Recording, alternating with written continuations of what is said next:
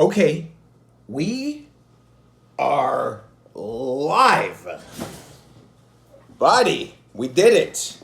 We made it. Another week. The greatest podcast for elite losers. Saturday afternoon edition. I think that's when I prefer doing it, is Saturday afternoon. Everyone's out there. Like I said, everyone's out having a good time in life. But I like to post this for the elite losers who are watching this at home, who are waiting for this now. Big announcement. We're going to be recording this from a studio eventually when someone's crazy enough to let me record in a studio. So if you're complaining about the setup, if you're complaining about my podcast studio, if you're complaining that my podcast studio has no mics, has no lavs mics, has not, like, there's a light hanging over my bald spot, if you don't like this setup, just wait. Someday, I don't know when, but someday we will be live because in a real podcast studio. But this is for a cult following. Do I ever expect to get to Rogan numbers?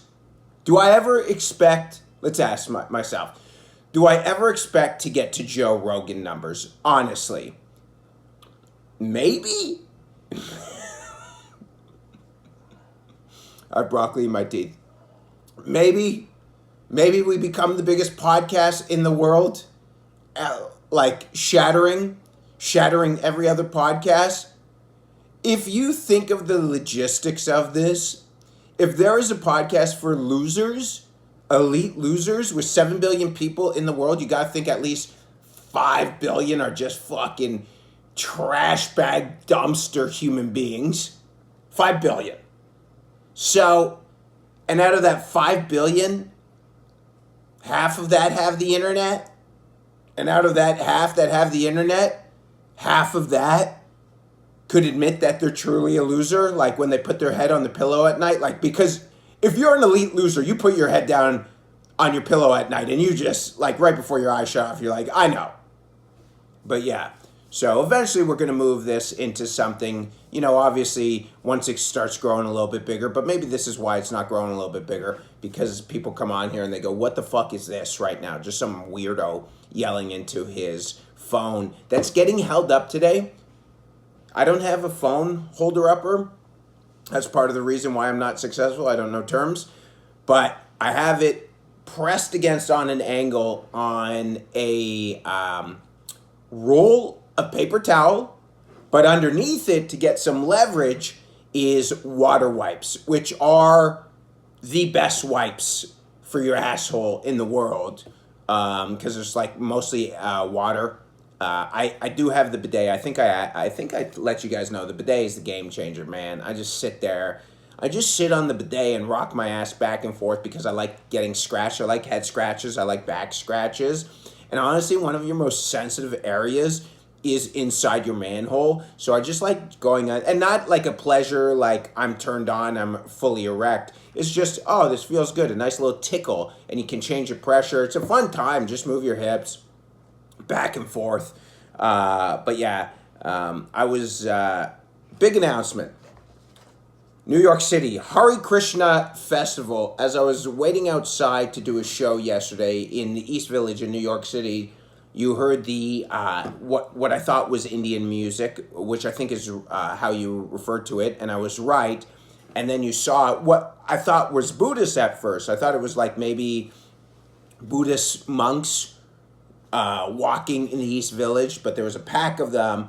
And as I get closer, I'm like, oh, it's... And I forgot the name for a second. I listened to Duncan Trussell talk a lot about Hare Krishna. And I was like, oh, it's them. I knew it was. I knew it was a fucking cult. I knew it was... it's a cult when it's like ethnic music, but there's white guys there. The white guys who are so susceptible... And I'm not saying Hare Krishna is bad, but I'm just saying, like, a general way to know it's a cult is that there's white guys with, like, ethnic theme. And it's for sure a cult. So they look so happy, though. So happy as they're like, and that's part of the game when you're trying to recruit in cults. You have to look happy. Like, nobody's ever going to sign up for a cult where it's like, yeah, Well, maybe. I think that's how the incels did it. But so maybe my theory's wrong. You can be angry and get a lot of members. You get actually men going their own way. Red pill stuff. It is a lot of angry guys. Actually, to come to think of it, the angrier you are, the more likely you'll get members. The more likely, theory out the window, that's why there was only 30 people. More likely to get members. And that makes me think of this one female comedian who's always happy, and she doesn't know it, but I hate her. I don't know if she'll ever see this, but I hate her. And for no reason. I just hate her because she's always in a good mood. There's no fucking way. I don't care who you are. I'm taking an apple cider vinegar pill right now. I don't care who you are. There's no fucking way you can be happy like that all the time. All the time. Everyone else suffers. Every religion. Everyone else suffers. But bitch, who's handing out flyers for comedy clubs in a great mood? You're in a great mood, you fucking cunt. Oh, I hate her. And she never recognizes me, so she's like, do you want to go to a show? Like, thinking I'm a pedestrian. I'm like, I met you, you fucking slob. A million times. And, like, there's part of me when I tell people how much I hate her, I'm like, bro. I even say this. I'm like, I should have 5% of her positivity. I should just have, I would be so much further in my career, I think, if I had like, if I could literally see someone who I don't like, hey, how's it going? But I just can't be phony. I can't fake that shit. So if I'm like in a bad mood, I'm in a goddamn bad mood. And that's how it is. And also, I really believe, now that I said it, people who are, the shit gets done from people who are angry. Steve Jobs heard he was a nightmare to work for. And yeah, because, hey, you can hate it. Like, you could hate the fact that he was a piece of shit. But look what we're doing this on. I'm doing this on my iPhone. You're watching it on your iPhone. Like, thank God for angry cunt Steve Jobs. Genghis Khan, I mean, horrific things. Angry, got shit done. Hitler. Now, I mean, like, the list goes on of angry guys who got shit done, right or wrong. That's not what we're not debating right or wrong right now. We're debating execution. That's a big fucking difference right there. You know, the only angry people that don't get stuff done are the fucking fat chicks with blue hair.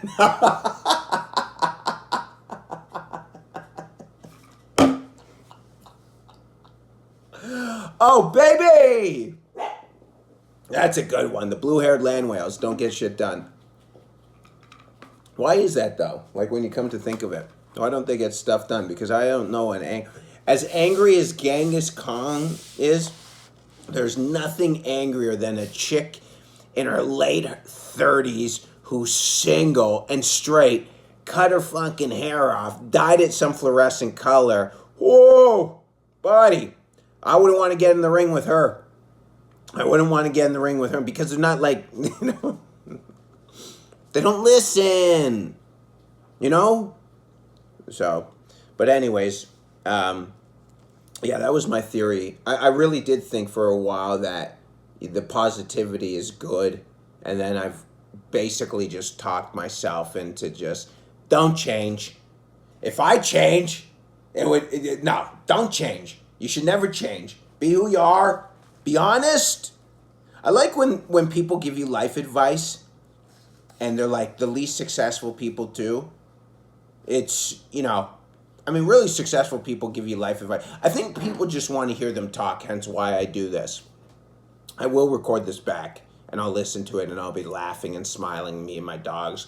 But I shouldn't have told people that. But yeah, people just, like, man, like the homeless people are like, hey, man, you should do, like, you know, they give you advice. Man, you got unsuccessful people.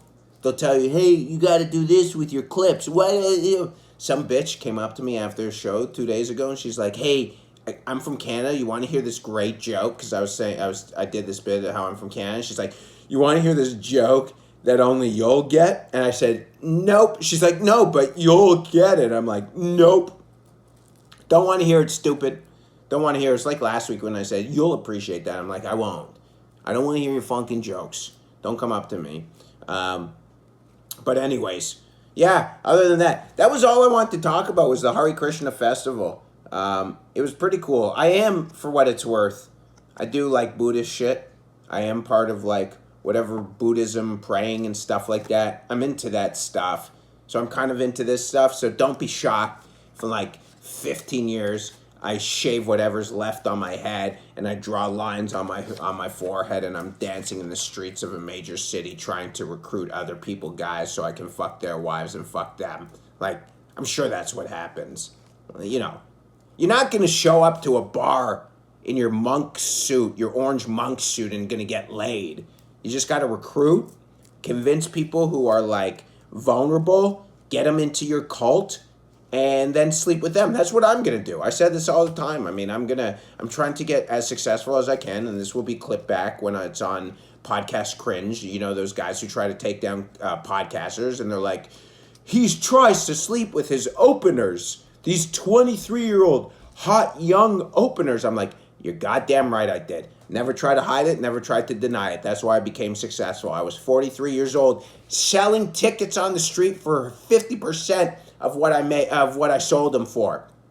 So I could do a comedy show. So I could do a fucking spot at night to keep my dogs alive. You're goddamn right I'm going to fuck every hot hole that thinks I'm somewhat special. Even though I don't think I'm special. I think I'm like just some jackass. But if someone does think I'm special and they're of legal age, I'm going to try and stick my meat whistle in their hole and not pull out. That's what you do this for. No, I do this also too. I like hanging out and making people laugh. But then, okay, so the order is I like doing this to make people laugh. Then I like to monetize it so I could eat whatever I want and not have to worry about like eating shitty food, like unflavorful food. And then number 3 is get laid. But that's the order. So at the end of the day, it is a respectable thing, even though I want to make money and I want to fuck things. The art is still number 1. That you got to respect the guy who's like, you know what I'm saying? You got to respect. If Bill Cosby came out today and said, "Hey, it was all about the jokes. That's all that mattered," and you're like, "Oh, I don't think you're as big of a scumbag as other people think." But other than that, we're gonna press end on this. And then we're going to upload it. Also, thank you. Shout out, Lauren. Did a first cameo. We did our first cameo. And if you want to support the podcast, if you are an elite loser, elite losers have extra money. But if you are an elite loser, you can support the podcast. I actually prefer, instead of just like sending money, like people will just say, here's my Venmo. I don't want to do that. I have a cameo for JJ Lieberman Live. Get the cameo. It's on my Instagram, JJ Lieberman Live. There's a direct link. Support the videos on Instagram. We're having some great vids going out, cooking in the Instagram verse. And again, I appreciate you. This was the longest, sloppiest outro I've ever done. But have a great week, guys. Really appreciate you guys coming out to the podcast. This is the greatest podcast. Could you hear those water wipes? For elite losers.